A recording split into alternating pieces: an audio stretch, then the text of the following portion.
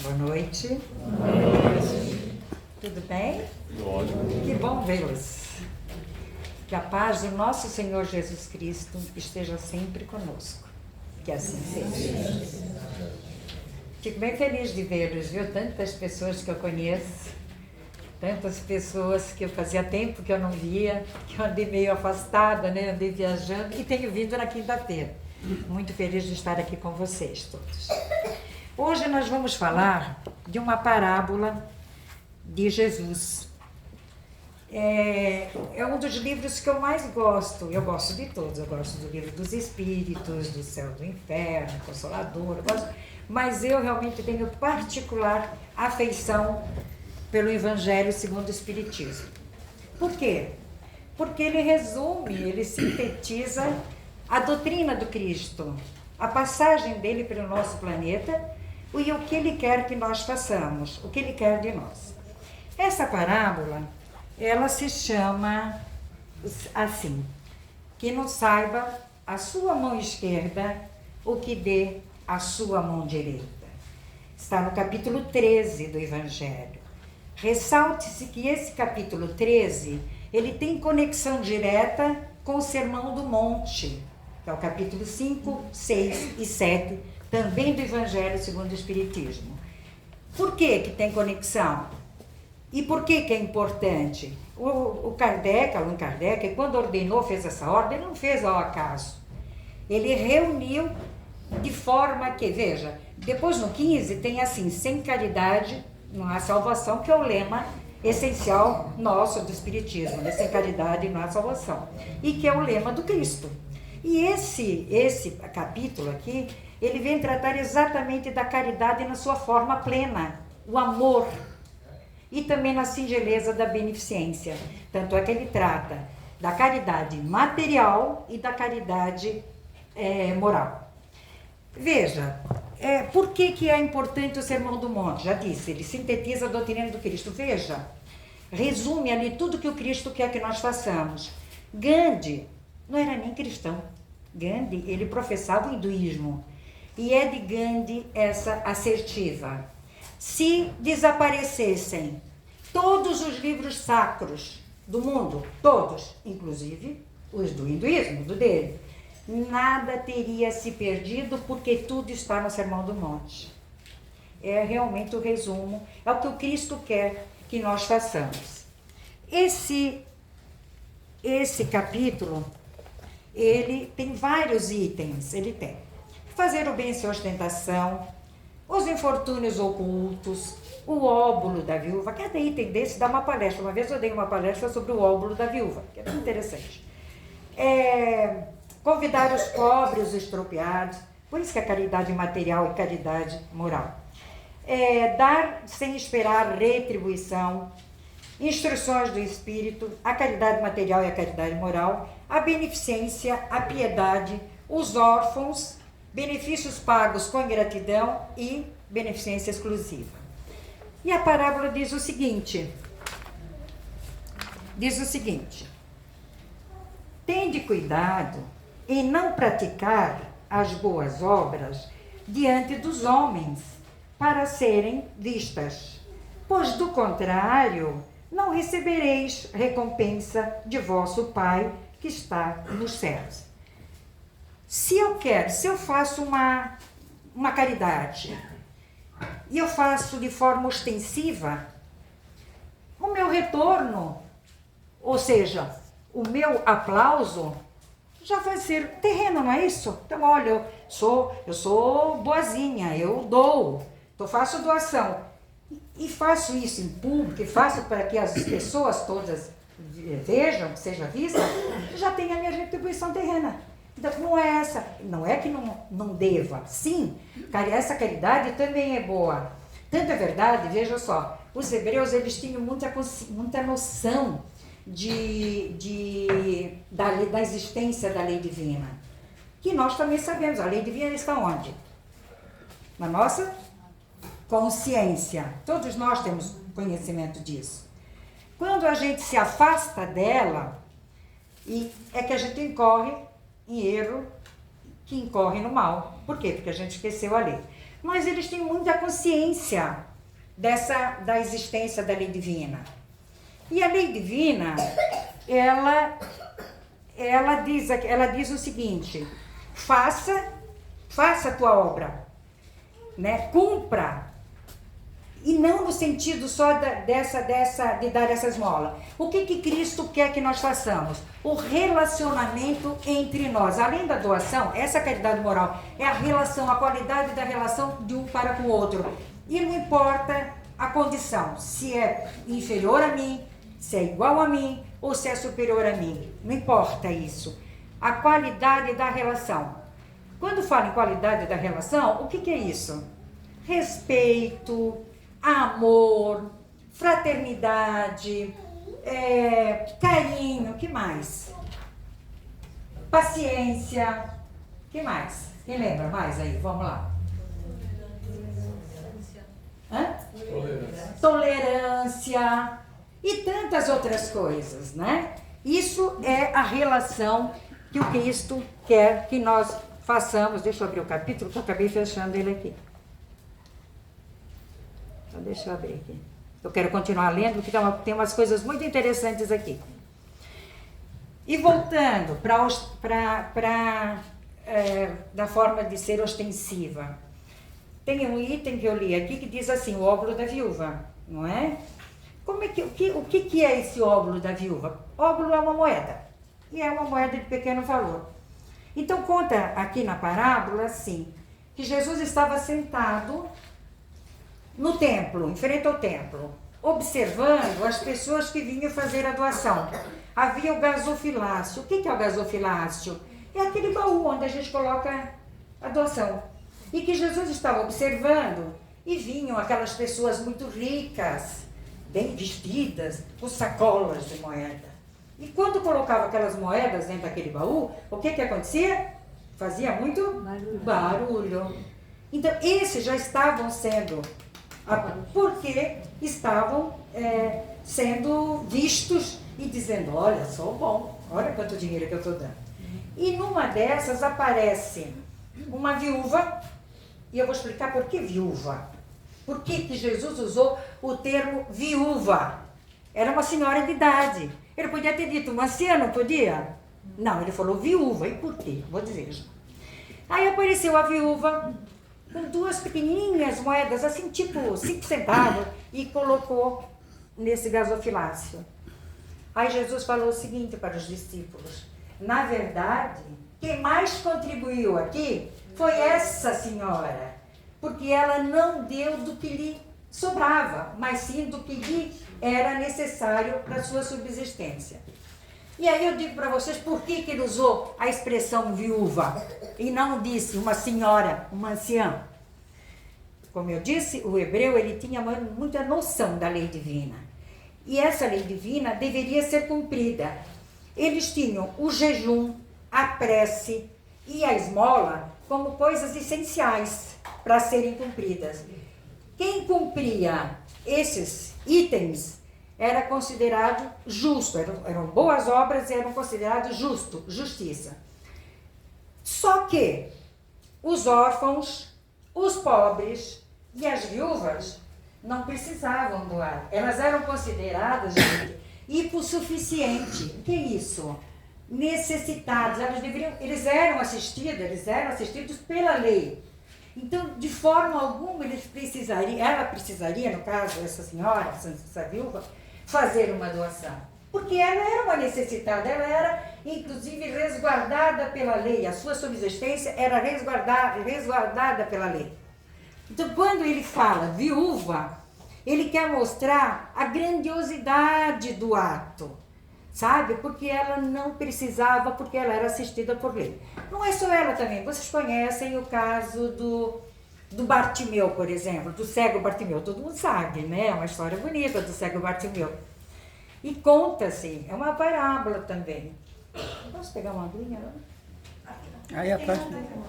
Vamos olhar minha boca. Do cego Bartimeu. Para começar, esse Bartimeu não é o nome do cego. Porque Bar, em hebraico, é filho. E Timeu é o pai do cego. Ou seja, o cego não tinha nome. Bartimeu, filho de Timeu. E conta a história, então a parábola diz assim, que ele queria muito ver Jesus, porque ele queria pedir a salvação, e aí ele vai lá para a praça, e ele grita, e ele é salvo. Mas não é isso que eu quero dizer, eu quero salientar o seguinte, que esse cego, filho do Timeu, porque ele não nasceu cego, ele foi cegado. Como assim?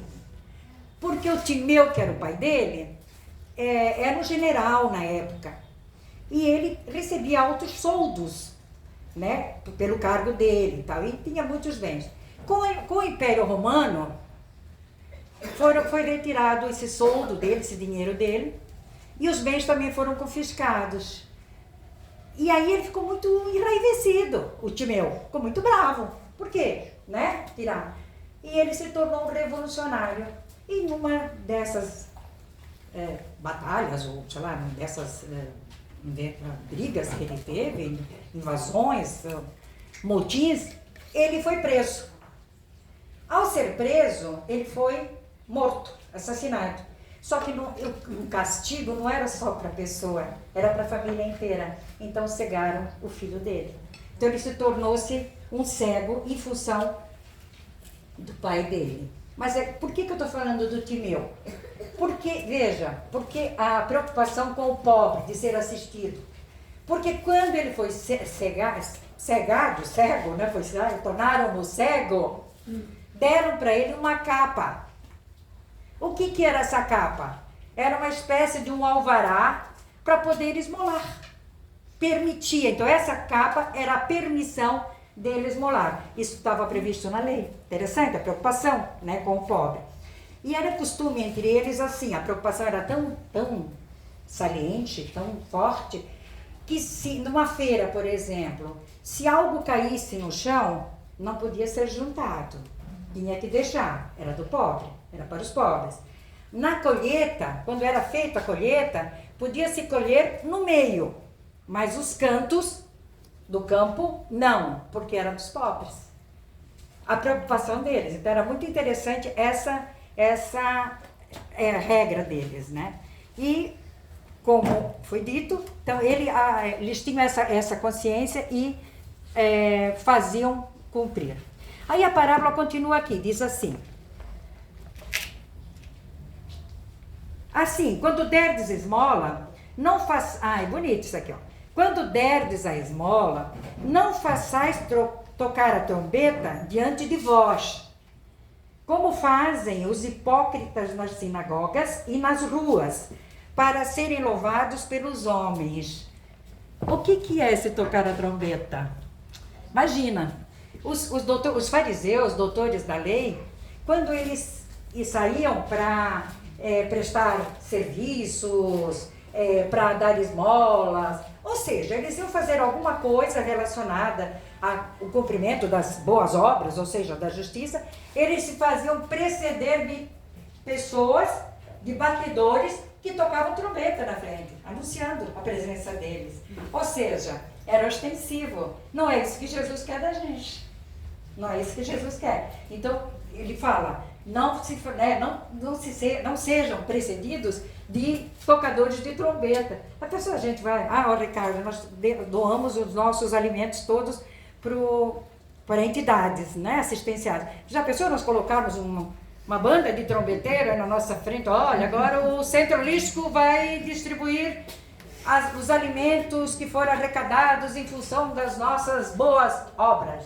Que são boas obras, não são? O reiki, o passo magnético, as conversas, são bom. Aí está precedido de trombetas. É interessante isso, né? É interessante a gente estudar e conhecer realmente esses costumes.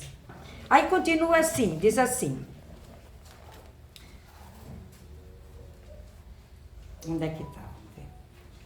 Digo-vos em verdade que eles já receberam a sua recompensa, né? Porque eles faziam anunciar, então todo mundo ia lá olhar, os fariseus estão, né? Os doutores da lei estão indo fazer a boa obra. Quando derdes esmola, não saiba a vossa mão esquerda o que faz a vossa mão direita, a fim de que a esmola fique em segredo, e vosso Pai, que vê o que se passa em segredo, vos recompensará. nós temos, entre nós, existem 3 grupos com relação à caridade. Tem aquele primeiro grupo que fala assim, eu não faço mal, né? Não faço bem, mas também não faço mal. Então tá tudo certo, pronto. Tem o segundo grupo que faz, vou fazer meu serviço assistencial, eu sou voluntário lá não sei aonde, vou dar esmola, vou lá no centro holístico, levo meus alimentos, então estou matando a fome de alguém, e eu conto, sabe? Eu vou lá, eu faço doação, né? Eu levo comida e tal, então eu divulgo. E tem o terceiro grupo, que é o grupo correto, é aquele que faz a assistência e não divulga. Gente, como é que a gente pode fazer a caridade? Nós já vimos. Além da esmola, além de dar a esmola, é importante, sim, claro, nós não vimos aqui que os hebreus faziam questão, inclusive, né, de deixar o alimento que caía e etc. Sim, o pobre tem que sobreviver também, não é? Então temos que ajudar sim. Mas além disso, tem tantas outras formas para a gente fazer essa caridade. Um abraço, um aperto de mão, um olhar, uma palavra. A gente pode fazer caridade por palavras. Mas aquela palavra que console, que conforte, que professe, que profetize. Aquela palavra que te ajude, que ajude o outro. Tem um casinho tá no Cartas e Crônicas, um livro que fala assim, lição nas trevas. Aí diz que um espírito protetor, benfeitor, adentrou a uma caverna onde estava havendo uma discussão tremenda, brigas em altos tons, pessoas se esmurrando, se batendo. E ele chegou e dizia assim, calma, meu irmão. E colocava a mão em um, dava um passe magnético no outro, dava um abraço no outro, tentando acalmar. E, em dado instante, o chefe dessa gangue olhou e imediatamente levou, calma, vamos parar com toda essa balbúrdia, porque ele merece respeito. Aí as pessoas, você conhece ele? O que ele fez? Quando eu estava encarnado, ele me deu de comer. Em dados momentos que eu precisava de comida, ele me deu comida. Ele me agasalhou, me deu roupas. E aí, o que mais? Minha família, ele assistiu a minha família. E foi enumerando uma série de coisas, de benefícios que esse espírito havia feito para esse senhor, para esse mandante desses espíritos cavernosos. Em dado momento, esse espírito olhou para esse senhor, para esse mandante, e falou assim, você me conhece? Conheço. Você está enumerando tantas coisas que eu lhe fiz. E por que você está aqui? Aí o cavernoso olhou e falou para ele assim, porque não me ensinastes a viver. O que faltou? Palavras educadoras. Jesus, depois no caso da mulher adúltera, que queriam jogar pedras na mulher para matá-la, para lapidá-la, a pedrada. O que Jesus disse para a mulher que está aí? Quem nunca pecou, que atire a primeira pedra. Lembra disso? Tá. Aí foi todo mundo embora, ficou só ela e Jesus, a mulher e Jesus. A mulher deve ter pensado, bom, agora vai sobrar para mim, né? Não. Jesus não a julgou. Ao contrário, ele disse, eu não te julgo. Vá e não peque mais. Não foi isso que ele disse? Isso é educação. Isso é educação. Na verdade, ele a educou. Ele estava educando-a. Olha a qualidade da relação que a gente deve ter. Mas a gente pode fazer caridade por sentimentos também. Claro, bons sentimentos. Por pensamentos, né? por pensamentos. Como assim? Nós somos o que pensamos. É ou não? Eu vou ter um dia maravilhoso se eu acordo de manhã, digo, obrigada, gratidão, meu Pai, meu dia vai ser maravilhoso porque eu posso. Nós não somos feitos à imagem e semelhança do Criador. A gente pode tudo, é permitido tudo. É óbvio que para tudo há um retorno.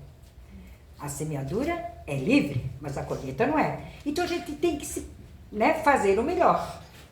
Mas se começar o dia, como os antigos diziam, começar o dia com o pé direito. O que é começar o dia com o pé direito? Não é botar o pé no chão.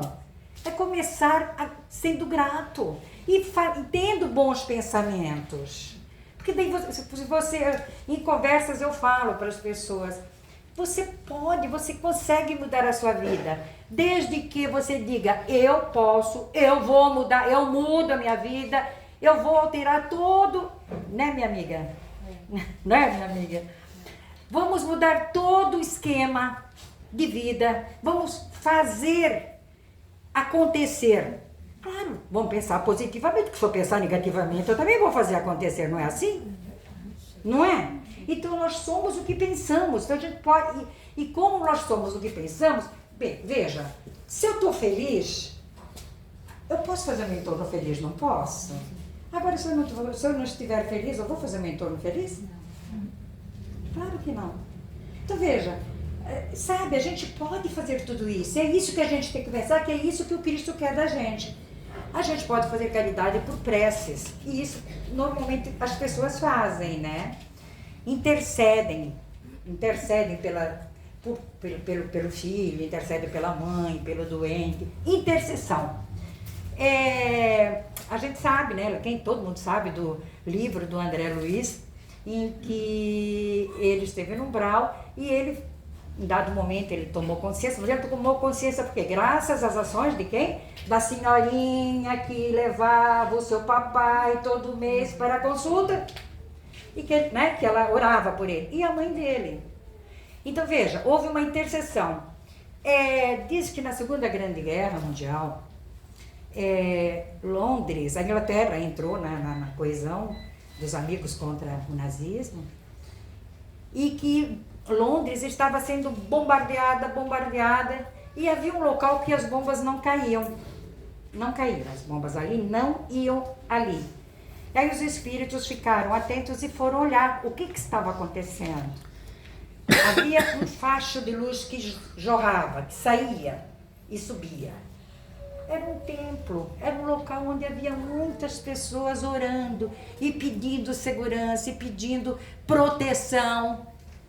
As bombas não caíam de forma alguma ali. Então a gente sabe o valor da prece.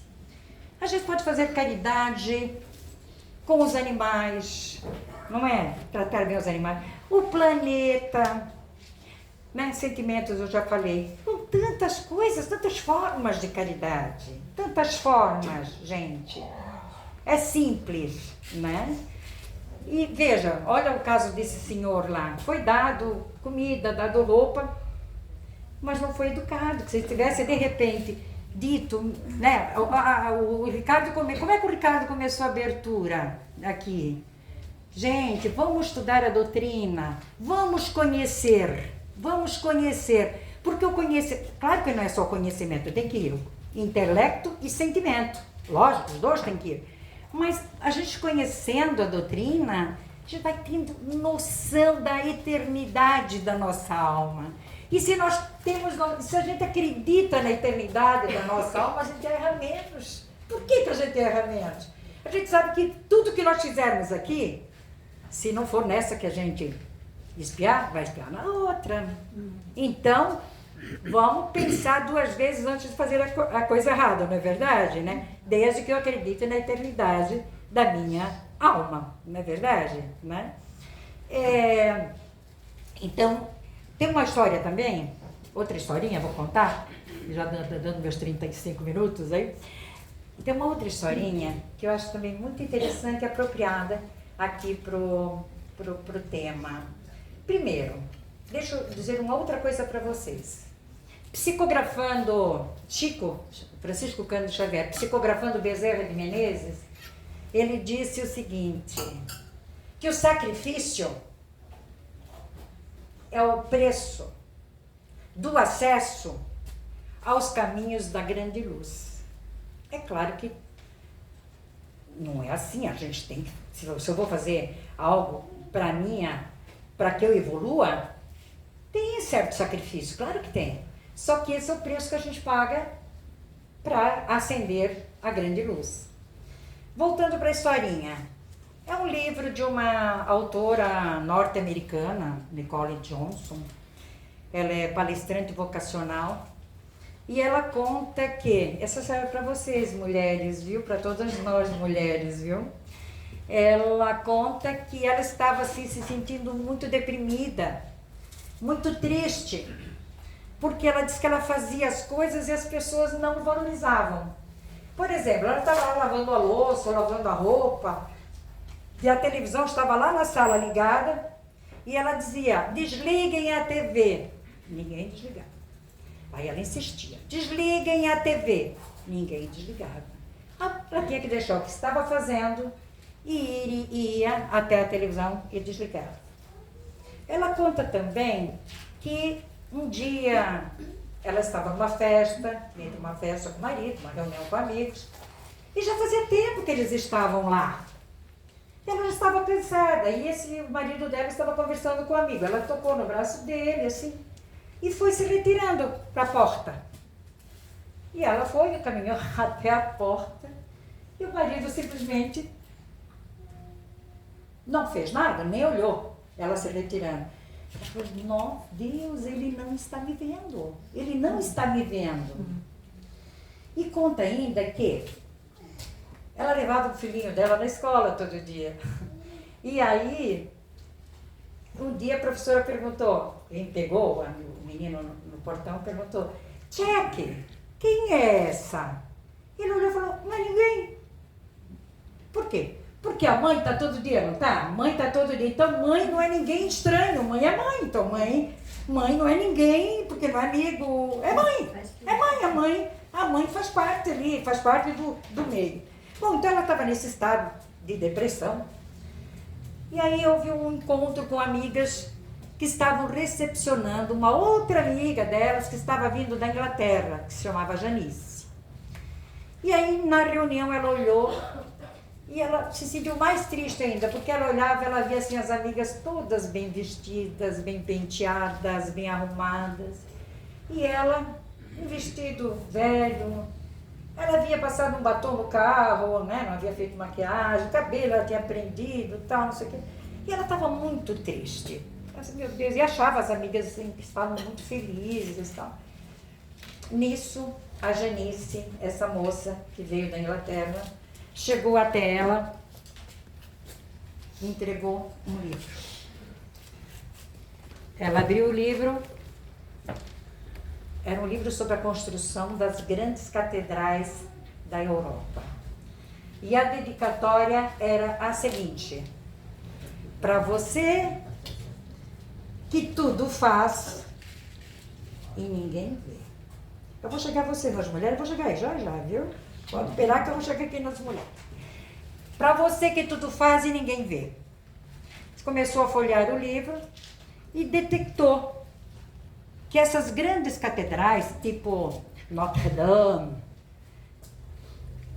Westminster, na Inglaterra, a Catedral de Milano, o famoso Duomo de Milano, a Notre Dame foi mais de 180 anos para terminar a construção.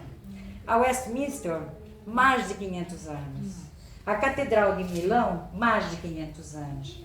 E aí ela folheando, ela via a descrição da catedral e embaixo diz assim, construtor desconhecido. Construtor desconhecido. Sim.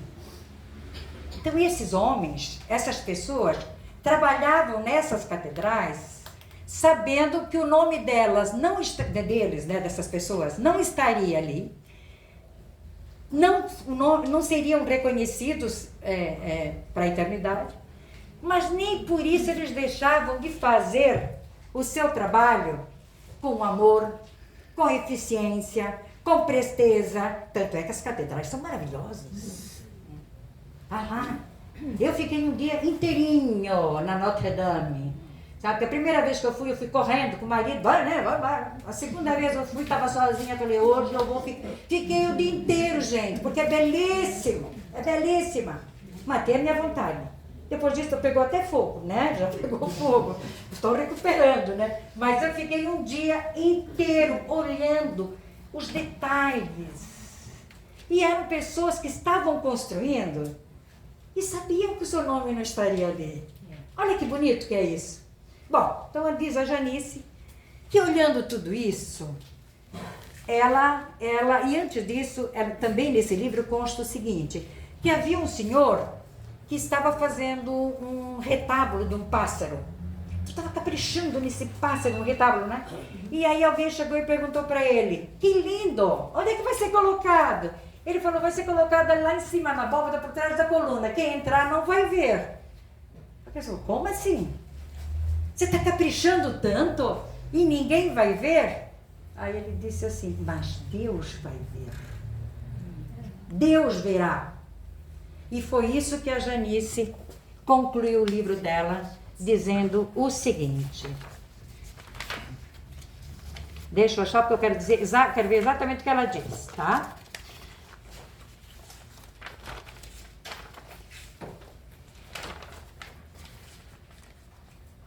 Aqui. Diz ela. Foi a sensação que sentiu a autora ao fechar o livro sobre as grandes catedrais. Sentia como se o Criador lhe dissesse, eu te vejo. Você não é invisível para mim. Nenhum sacrifício é tão penoso que eu não veja. Eu sorrio ao ver cada bolo que você faz, cada botão que você prega, cada roupa que você lava, cada comida que você faz. Eu vejo cada lágrima de decepção quando as coisas vão mal. Mas lembre-se, você está construindo uma catedral. Quando nós estamos trabalhando na nossa evolução espiritual, nós estamos construindo uma catedral, não estamos? Estamos, não é? Estamos. E aí ela diz que a ausência do reconhecimento terreno pelas ações realizadas, na verdade, não é a doença que apaga a nossa vida. Ao contrário. A falta de reconhecimento terreno serve para curar a doença do egocentrismo. É o antídoto para o nosso orgulho. Então, é isso que a gente deve ter em mente. Então, fazer a caridade, mas sem ostentar. Eu quero ler o último pedacinho aqui da parábola, porque também é muito interessante. Diz assim aqui na parábola. Bom, essa parábola está no Evangelho de João, capítulo 6, versículos 1 a 4. E aí no item 2 diz assim, tendo Jesus descido do monte, grande multidão o seguiu. Ao mesmo tempo, um leproso veio ao seu encontro e o adorou, dizendo, Senhor, se quiseres, poderás curar-me. Jesus, estendendo a mão, o tocou e disse, quero, estás curado. Aí ele diz assim, Jesus, no mesmo instante desapareceu a lepra, porque ele era leproso, né? Aí disse-lhe Jesus então, abstente de falar disto a quem quer que seja, mas vai mostrar-te aos sacerdotes e oferece o dom prescrito por Moisés, a fim de que lhes sirva de prova. Mateus capítulo 8, versículo 1 a 4. O que é isso? É uma incoerência? É uma incoerência? Jesus disse assim, ó, não fala para ninguém que eu te curei, mas vai lá procurar o sacerdote. Não, não é uma incoerência. Sabe o que acontecia aqui? É o seguinte, naquela época o leproso, que sofria de hanseníase, era considerado morto. Morto. Tanto é que ele era afastado lá para o vale dos leprosos, não havia contato nenhum com eles, não é? Quando essa pessoa leprosa era segregada ao Vale dos Leprosos, ele era arriscado do livro dos vivos, porque ele era considerado morto. Ele era vivo ainda, mas era morto-vivo. Ele era segregado, então ele era arriscado do livro dos vivos. Acontece conosco aqui, no nosso sistema jurídico. Por exemplo, nasceu uma criança. Nasceu, ela existe de fato, mas ela não existe para o mundo jurídico. Então, nesse caso aqui, também precisa fazer a certidão de nascimento. Aí, quando faz a certidão de nascimento, a criatura se torna sujeito de direito, e etc.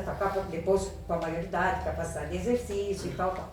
Mas, veja, então era para ir lá nos sacerdotes e dizer: eu era leproso, você me restou do livro dos vivos, mas eu fui curado pelo Cristo, agora eu estou vivo. Então me bota de novo, me ponha de novo no livro dos vivos. Por quê? Para ele poder exercitar os direitos que ele tinha, de herança, etc. Interessante, né? Porque se a gente não estuda isso, mas como é uma incoerência que o Cristo está dizendo, se abstém, depois manda lá, mas é por isso. Gente, eu agradeço, eu acho, olha, vamos exercitar a gratidão, vamos ser gratos, vamos reflexionar essa nossa gratidão. Porque nós somos maravilhosos, gente. Nós podemos tudo. A gente pode deixar o mundo da gente muito melhor, a nossa vida muito melhor, o nosso entorno muito melhor. É só nos querermos. Vamos olhar para o nosso irmão como irmão, que é isso que o Cristo quer da gente. Né? É simples. É simples, não é difícil. Então, vamos ser gratos a tudo. Eu, da minha parte, agradeço a vocês de coração por ter tido essa paciência que vocês tiveram de me ouvir. E espero que todos realmente fiquem muito bem e exercitem a gratidão. Vamos exercitar? Vamos? Sim? Então tá, muito obrigada, viu?